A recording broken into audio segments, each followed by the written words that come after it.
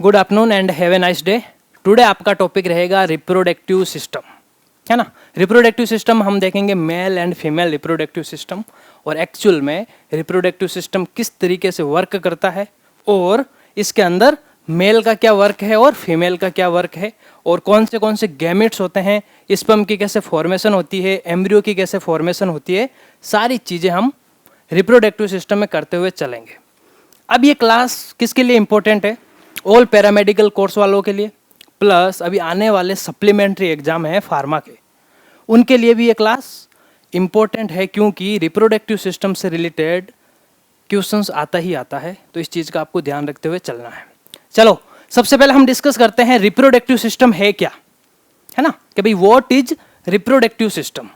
अब देखिएगा, reproductive system एक प्रोसेस है जो क्या करता है, रिप्रोडक्शन ऑफ ह्यूमन, मतलब बार बार क्या करेगा, रिप्रोडक्शन करेगा ह्यूमन का। अब ये जरूरी क्यों है जी? अपनी पीढ़ी को कायम रखने के लिए, अपनी पीढ़ी को आगे बढ़ाने के लिए रिप्रोडक्शन जरूरी है। क्या रिप्रोडक्शन अगर कोई इंसान नहीं करे तो वो जीवित नहीं रह सकता क्या? एनीबडी? जरूरी है क्या रिप्रोडक्शन करना? है कोई जरूरी नहीं है ना, चॉइस है। चाहो तो आप,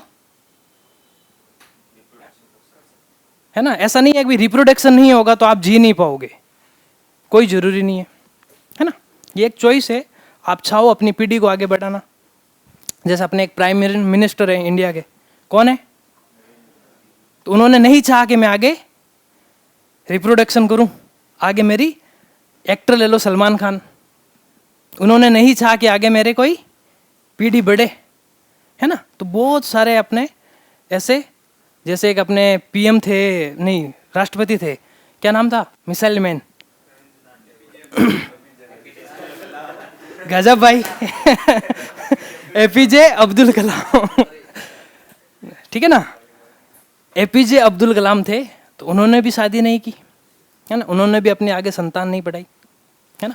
तो एक्चुअल में क्या होता है, ये एक अपना खुद का एक चॉइस है कि भाई आपको आगे रिप्रोडक्शन करना है या नहीं करना। ऐसा नहीं है कि अगर ये नहीं होगा तो आप जी नहीं पाओगे, ठीक है।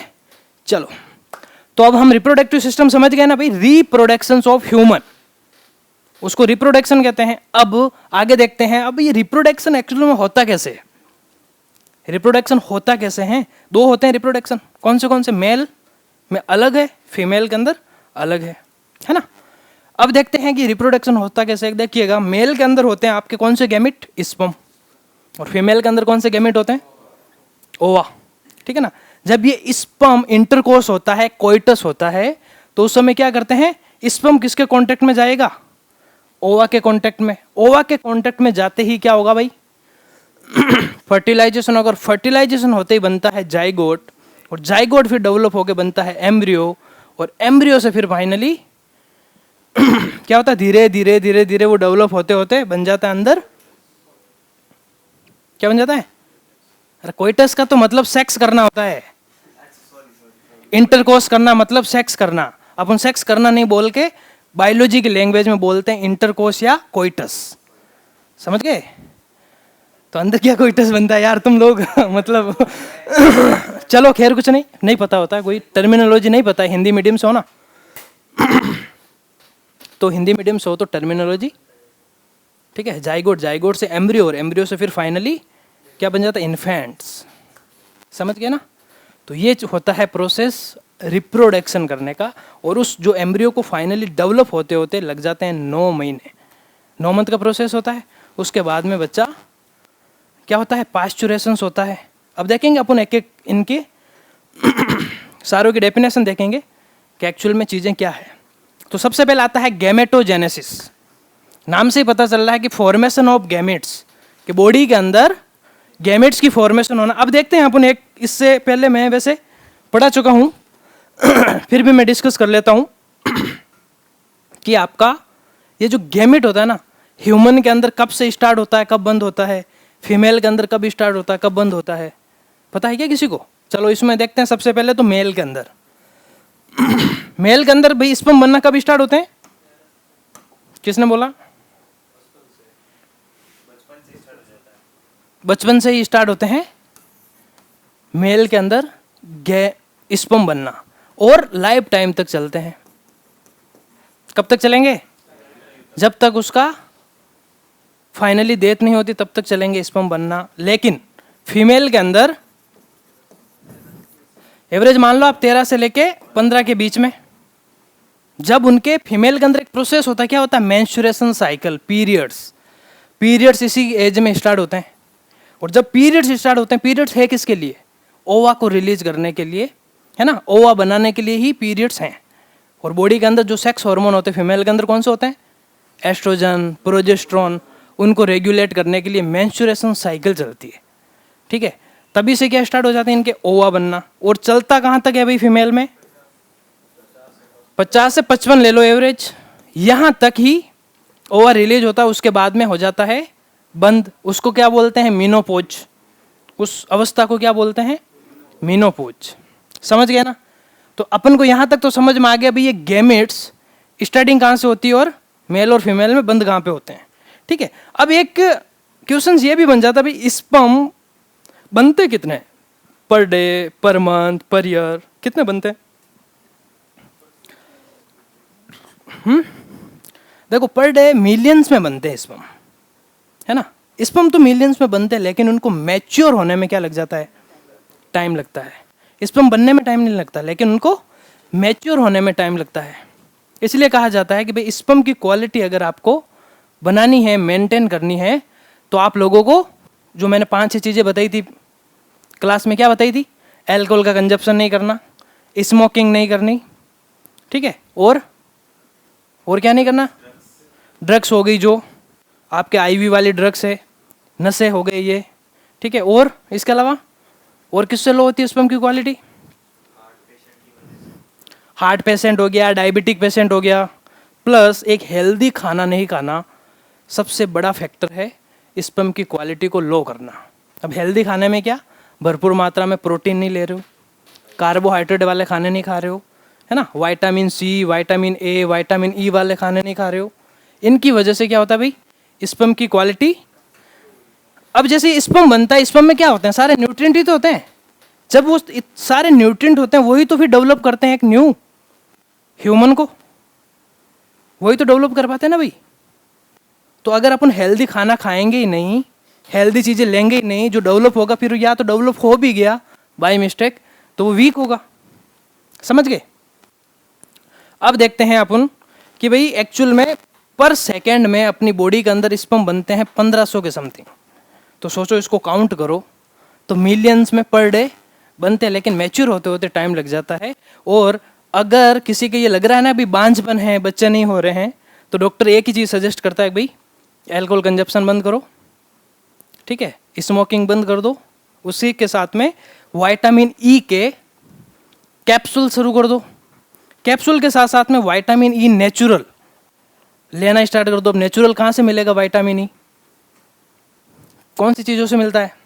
कीवी, है ना, मैंगो और एवोकाडो। खाया कभी एवोकाडो? नहीं खाया फ्रूट? तो आज जाके खरीदना, नाम ही पहली बार सुना है, तो आज जाके खरीदना, ठीक है। 100-150 रुपये का आएगा इतना सा। ड्रैगन फ्रूट खाया कि नहीं खाया?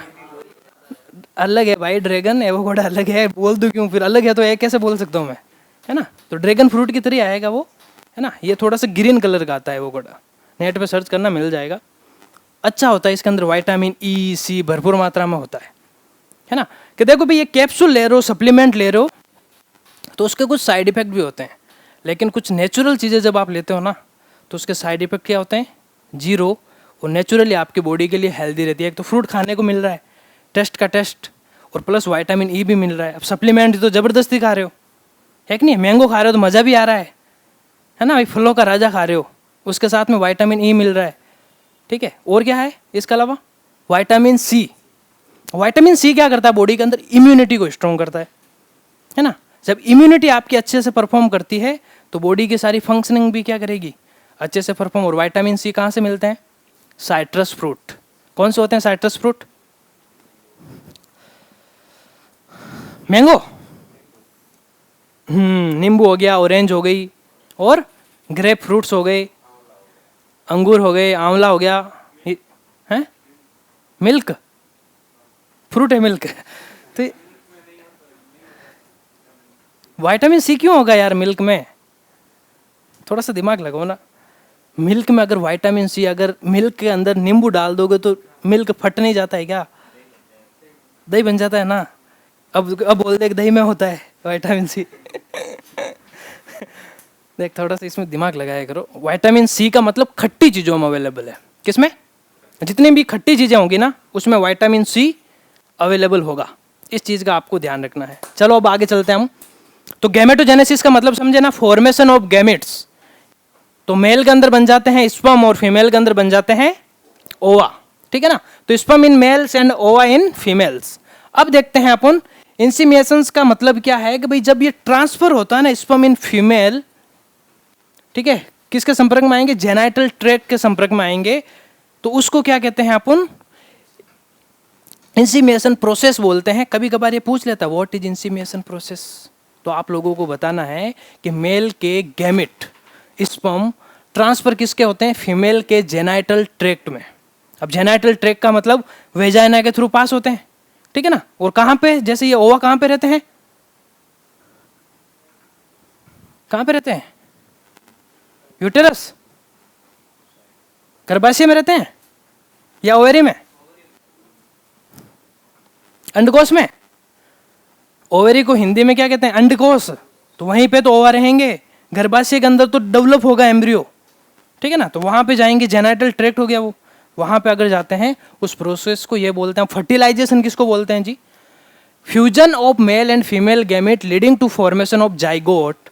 फर्टिलाइजेशन का मतलब क्या है? जब स्पर्म और ओवा आपस में जब वो क्या हो जाएंगे? फर्टिलाइज, मतलब आपस में जब वो लीडिंग करके एक न्यू फॉर्मेशन कर देते हैं जाइगोट की, उस प्रोसेस को फर्टिलाइजेशन कहते हैं। जब वो आपस में दोनों मिलेंगे।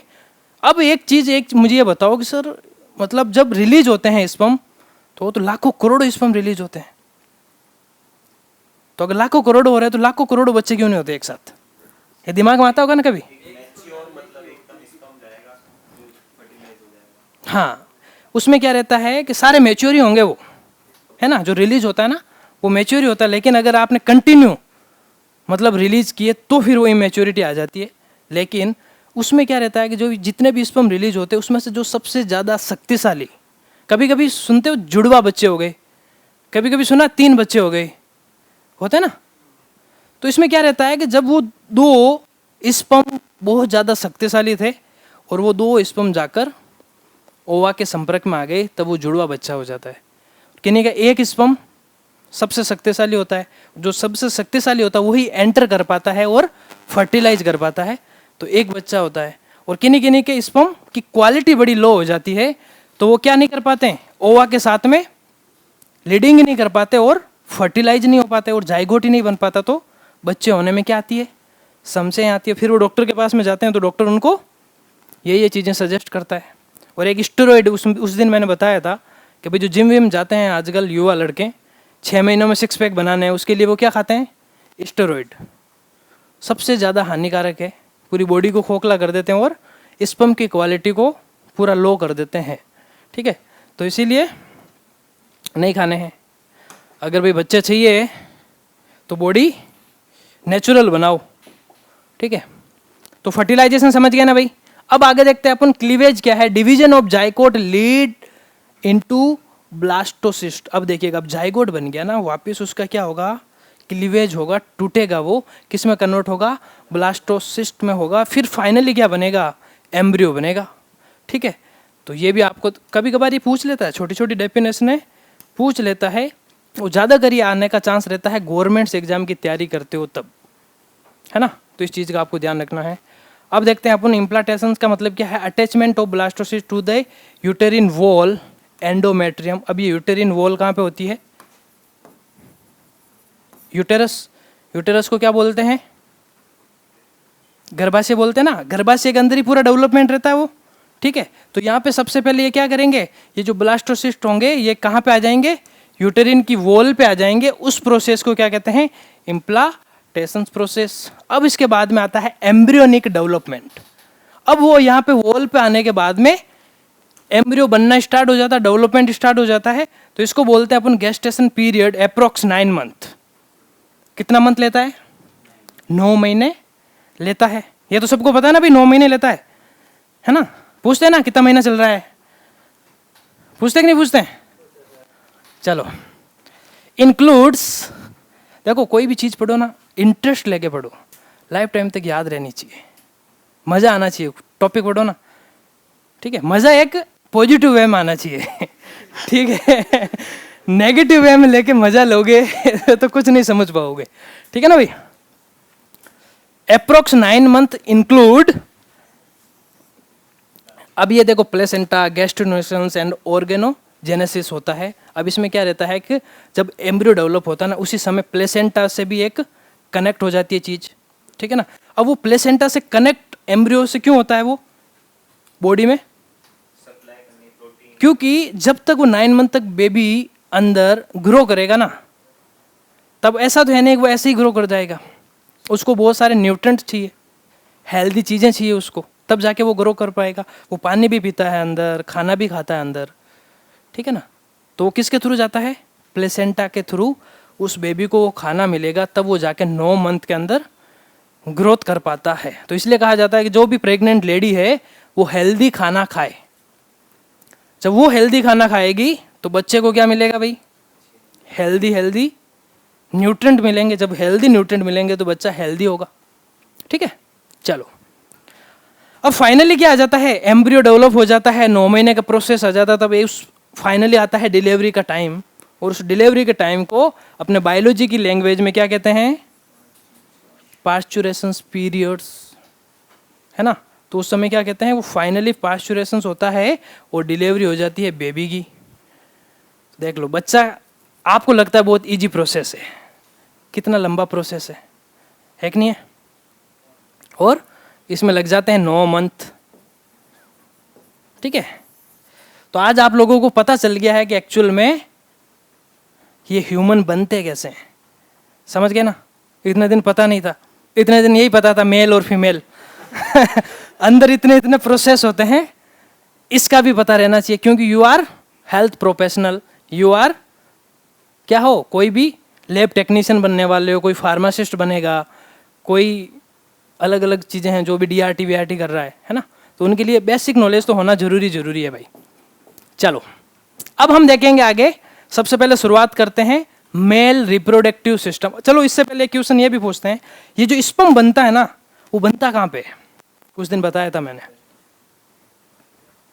टेस्टिस, ठीक है? टेस्टिस मतलब हिंदी में क्या कहते हैं टेस्टिस को?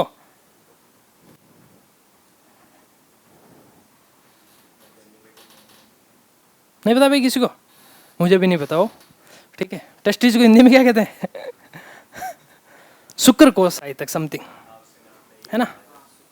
शुक्रकोश के समथिंग देख लेना एक बार, मुझे आइडिया नहीं है क्योंकि देखो हिंदी में मैं बता रहा हूँ, ठीक है ना? तो टेस्टिज में बनते हो। टेस्टिज कहाँ पे होती है? Seminiferous tubules. कहाँ पे होती है भाई? सेमनीफेरस ट्यूबल्स के पास में टेस्टिज होती है, वहाँ पर आपके क्या बनते हैं?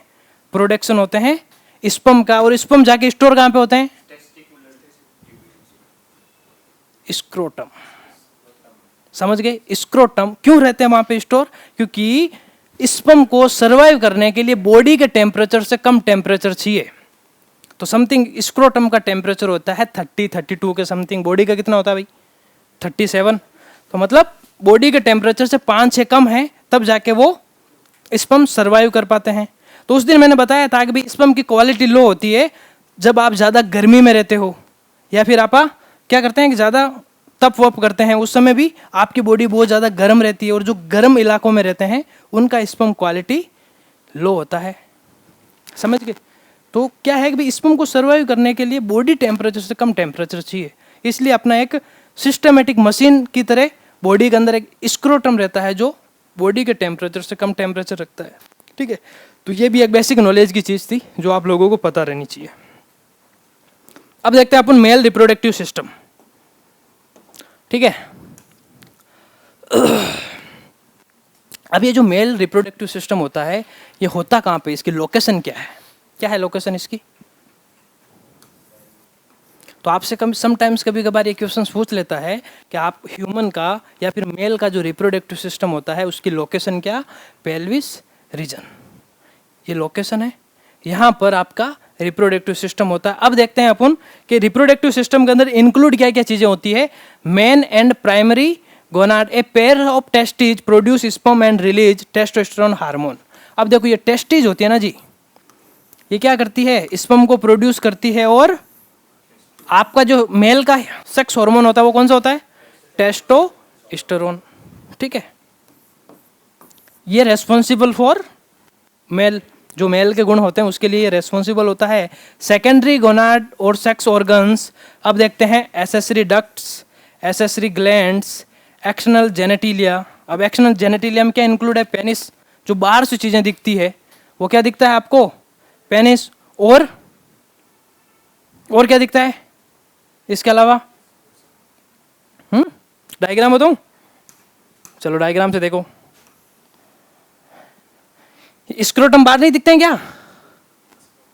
नहीं दिखते हैं, दिखते हैं ना, ये बड़े ही रेस्पॉन्सिबल है, बड़ा ध्यान रखना भाई इनका, है ना। ये क्या करते हैं, टेम्परेचर को मेंटेन करते हैं, स्पर्म को सर्वाइव करवाना कहा था। कोई कहता ना यार ये गोली ऊपर चढ़ गई, है ना, तो कारण क्या होता है, समटाइम्स टेम्परेचर मान लो, और कभी कभार हैवी वेट उठा लेते हो, है ना, या फिर कभी कभार क्रिकेट खेलते समय बॉल की लग जाए, है ना, गिल्ली डंडा खेलते समय गिल्ली की लग जाए, तब जाके ये समस्या आती है। और छोटे बच्चों में तो ये ज़्यादा अगर समस्या रहती है ना, बहुत ज़्यादा अगर तेज अगर लगी है तो, है ना, क्योंकि अंदर मतलब वो बहुत ही स्मूथ होती है, और वो अगर फट जाए तो अंदर ब्लीडिंग लॉस होकर चीज़ हो सकता है, टॉक्सिक बन सकता है, जहर बन सकता है, और इंसान की डेथ हो सकती है। लेकिन अब देखते हैं,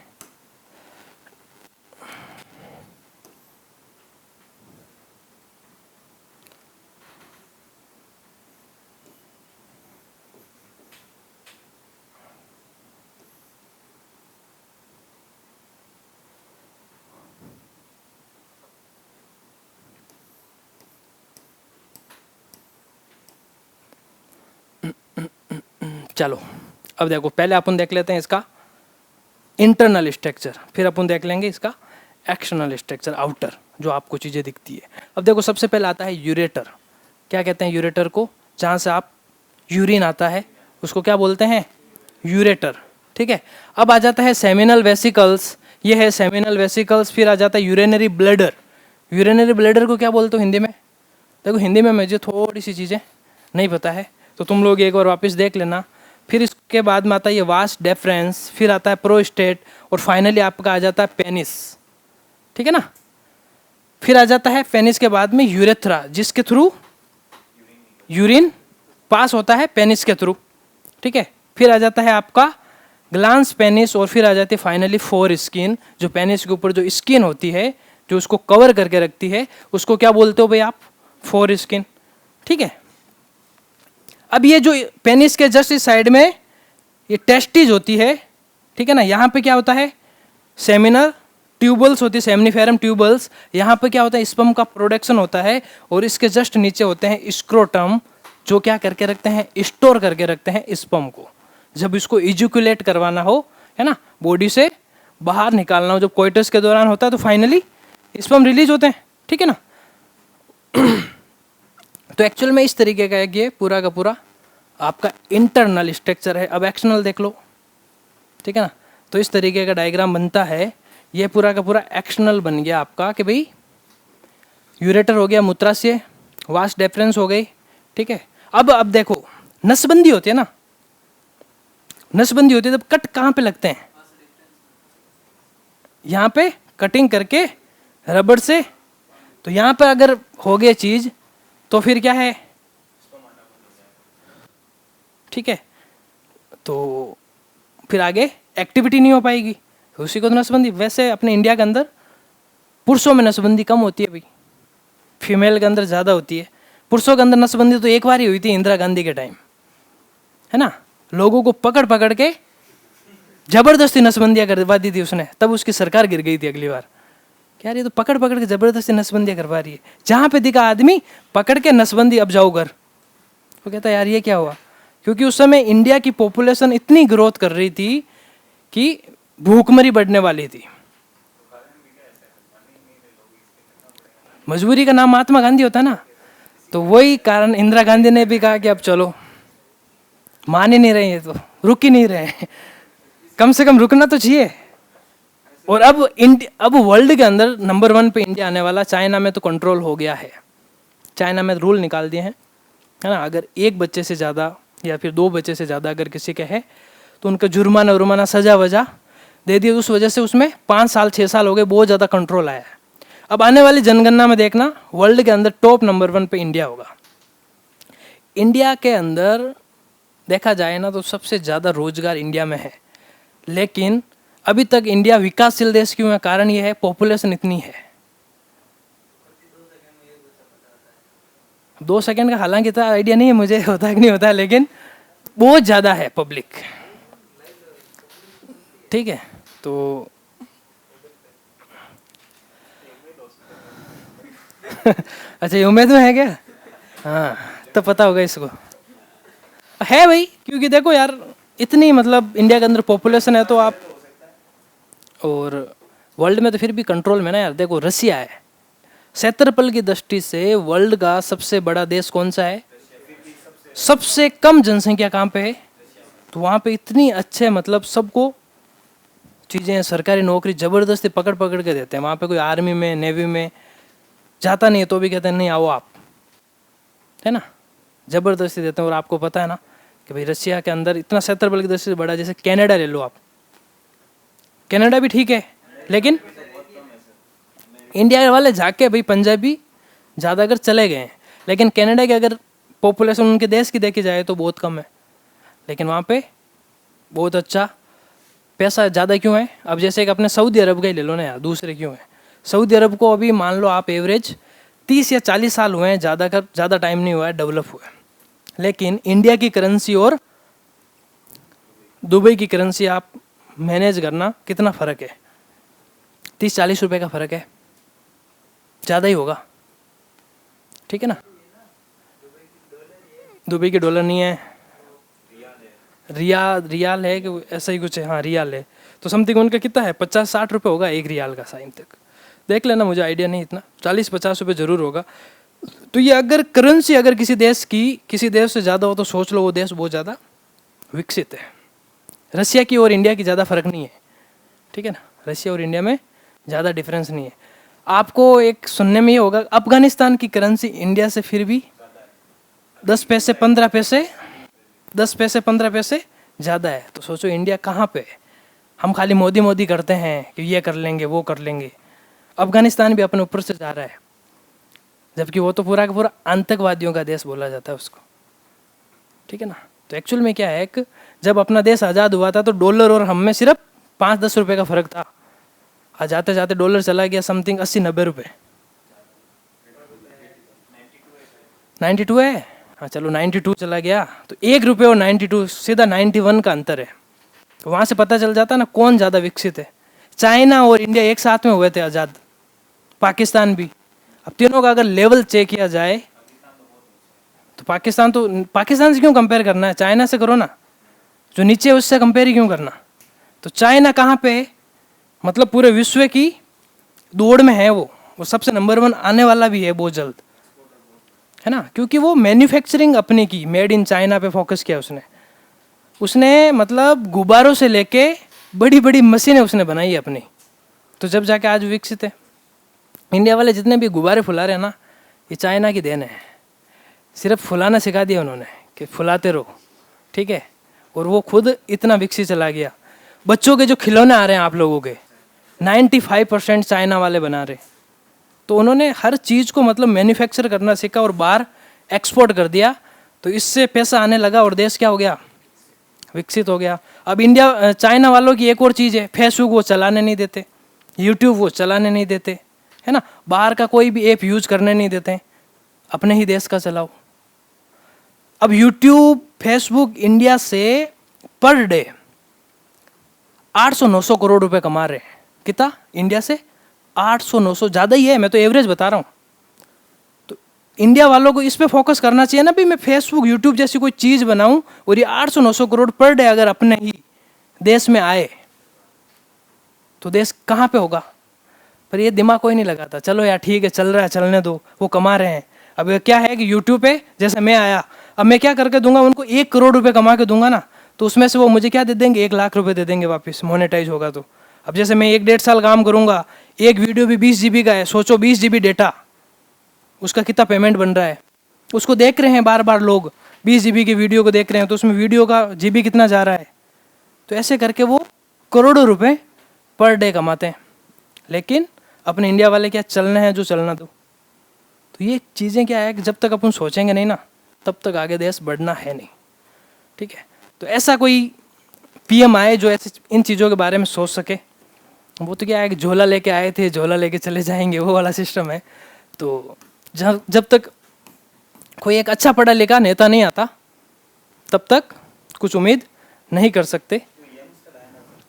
हाँ, यंगस्टर आए और सोचेगा वो इन चीज़ों के बारे में। अब मोदी जी तो खुद कभी यूट्यूब नहीं चलाते, तो उनके माइंड में नहीं आती है चीज़। किनके पीछे?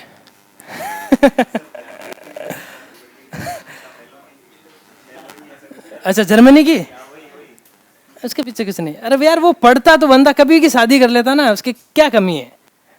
वो इन मोह माया से दूर है। ठीक है ना, शादी कर लेता तो साथ में रख लेता ना, मोह माया से दूर है भाई वो, मोह प्लस माया दोनों से दूर है। ठीक है ना, वैसा कुछ भी नहीं है।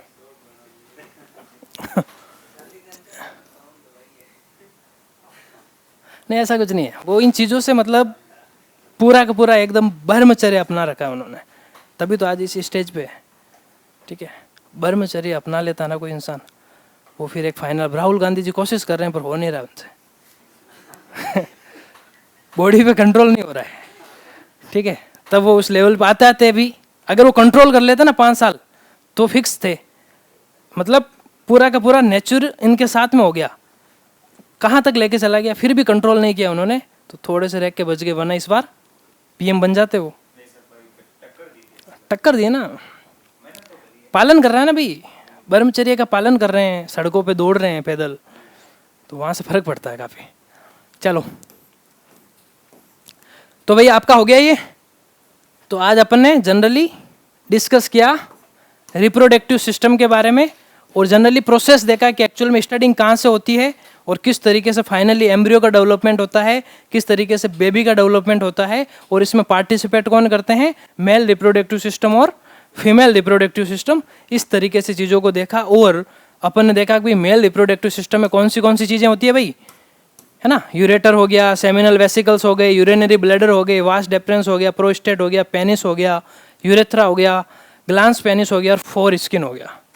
ठीक है ना, अब ये चीज़ें हैं, इनका जाके अगर कोई हिंदी मीडियम वाले से हो तो आज ये काम करना, कभी यूरेटर का देखना, सेमिनल वेसिकल को हिंदी में क्या कहते हैं, यूरिनरी ब्लैडर को क्या कहते हैं, वास डेफरेंस को क्या कहते हैं, प्रोस्टेट को क्या कहते हैं, इन सब का आप लोग जाके हिंदी में देख लेना, ताकि भाई हिंदी मीडियम से हो तो वो पता चल जाए। 11th-12th में पढ़ा होगा शायद तक, है ना, ये 11th में था शायद तक, 12th में भी होगा। रिप्रोडक्टिव सिस्टम के आते हैं क्वेश्चंस, रिप्रोडक्टिव के क्वेश्चंस आएंगे, आप कैसा भी कोर्स कर लो। हाँ, स्पर्मेटोजेनेसिस, हाँ तो आता है। स्पर्मेटोजेनेसिस अपन ने पढ़ा था डिटेल में, कैसे पढ़ा, क्या हुआ था उसमें। स्पर्मेटोजेनेसिस का मतलब स्पर्म की फॉर्मेशन होना। ठीक है, अब कैसे बनते थे वो, इस चीज़ के बारे में डिस्कस किया कि नहीं किया, याद है किसी को? चलो, तो आज के लिए अपन इतना ही रखेंगे। ठीक है।